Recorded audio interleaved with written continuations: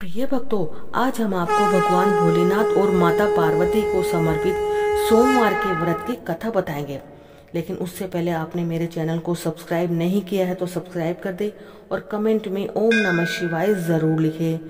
सोमवार का व्रत भगवान भोलेनाथ के लिए किया जाता है। ऐसा माना जाता है कि जो भी स्त्री अपनी कुमारी अवस्था में भगवान शिव के ये व्रत रखती है उसे बहुत ही अच्छा पति मिलता है। सोमवार व्रत कथा को शिव मनसा व्रत भी कहा जाता है।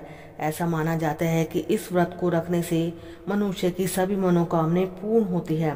सोमवार का दिन भगवान शिव को समर्पित होता है। इस दिन लोग भगवान शिव के लिए व्रत रखकर पूरे दिन भूखे रहकर भगवान शिव को प्रसन्न करने की कोशिश करते हैं।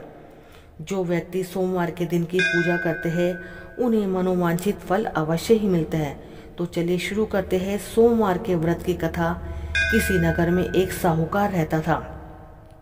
उसके घर में धन धान्य की कोई भी कमी नहीं थी, लेकिन उसके यहाँ कोई संतान नहीं थी, जिसकी वजह से वो बेहद दुखी रहता था। पुत्र प्राप्ति के लिए वह भगवान शिव के प्रत्येक सोमवार को व्रत रखता था और पूरी श्रद्धा के साथ शिवालय में जाकर भगवान शिव और पार्वती जी की पूजा करता था। उसकी भक्ति देखकर माँ पार्वती प्रसन्न हो गई और भगवान शिव से उस साहूकार की मनोकामना पूर्ण करने का निवेदन किया। पार्वती जी की इच्छा सुनकर भगवान शिव ने कहा, हे पार्वती, इस संसार में हर प्राणी को उसके कर्मों के अनुसार फल मिलता है। जिसके भाग्य में जो हो उसे भोगना ही पड़ता है। लेकिन पार्वती जी ने साहूकार की भक्ति का मान रखने के लिए उसकी मनोकामना पूर्ण करने की इच्छा जताई। माता पार्वती के आग्रह करने पर शिव जी ने साहूकार को पुत्र प्राप्ति का वरदान तो दे दिया, लेकिन साथ ही यह भी कहा कि उसके बालक की आयु केवल 12 वर्ष की ही होगी। माता पार्वती और भगवान शिव की इस बातचीत को साहूकार सुन रहा था। उसे ना तो इस बात की खुशी हुई ना ही कोई गम। वह पहले की भांति ही शिव जी की पूजा करता रहा। कुछ समय के बाद साहूकार के घर एक पुत्र का जन्म हुआ। जब वह बालक 11 वर्ष का हुआ तो उसे पढ़ने के लिए काशी भेज दिया गया। साहूकार ने पुत्र के मामा को बुलाकर उसे बहुत सा धन दिया और कहा कि तुम इस बालक को काशी विद्या प्राप्ति के लिए ले जाओ और मार्ग में यज्ञ कराओ। जहाँ भी यज्ञ कराओ वहीं पर ब्राह्मणों को भोजन कराते और दक्षिणा देते हुए जाना। दोनों मामा भांजे इस तरह यज्ञ कराते और ब्राह्मणों को दान दक्षिणा देते हुए काशी की ओर चल पड़े। रात में एक नगर पड़ा और उस नगर के राजा की कन्या का विवाह था। लेकिन जिस राजकुमार से उसका विवाह होने वाला था वह एक आंख से काना था।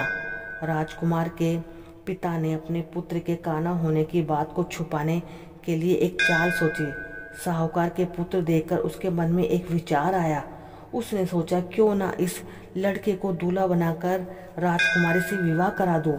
विवाह के बाद उसको धन देकर विदा कर दूंगा और राजकुमारी को अपने नगर ले आऊंगा। लड़के को दूल्हे का वस्त्र पहनाकर राजकुमारी से विवाह कर दिया। लेकिन साहूकार का पुत्र एक ईमानदार आदमी था। उसे यह बात न्याय संगत नहीं लगी।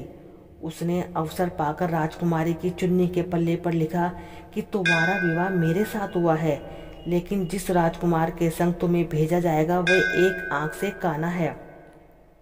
मैं तो काशी पढ़ने जा रहा हूँ। जब राजकुमारी चुन्नी पर लिखी हुई बातें पढ़ी तो उसने अपने माता पिता को यह बात बताई। राजा ने अपनी पुत्री को विदा नहीं किया, जिससे बारात वापस चली गई।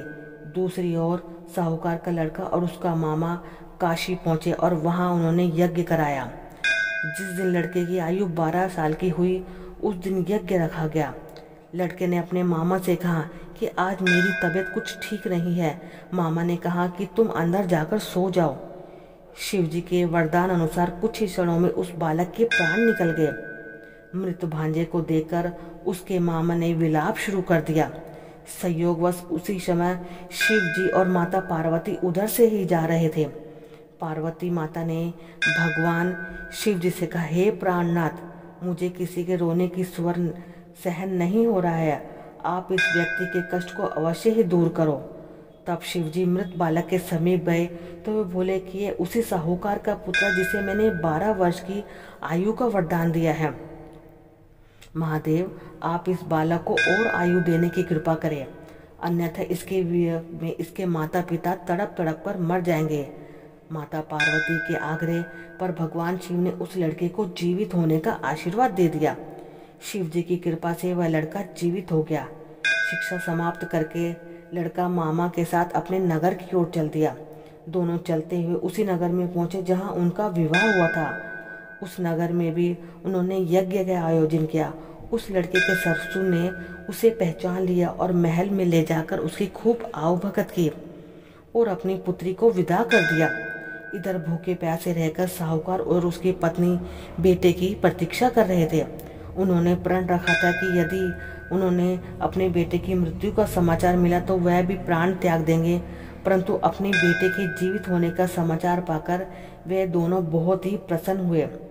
उसी रात भगवान शिव ने व्यापारी के स्वप्न में आकर कहा, हे श्रेष्ठी, मैंने तेरे सोमवार के व्रत करने और व्रत कथा सुनने से प्रसन्न होकर तेरे पुत्र की आयु लंबी की है। जो कोई भी सोमवार के व्रत रखता है या कथा सुनता है और पढ़ता है, उसके सभी दुख दूर होते हैं, समस्त मनोकामनाएं पूर्ण होती है।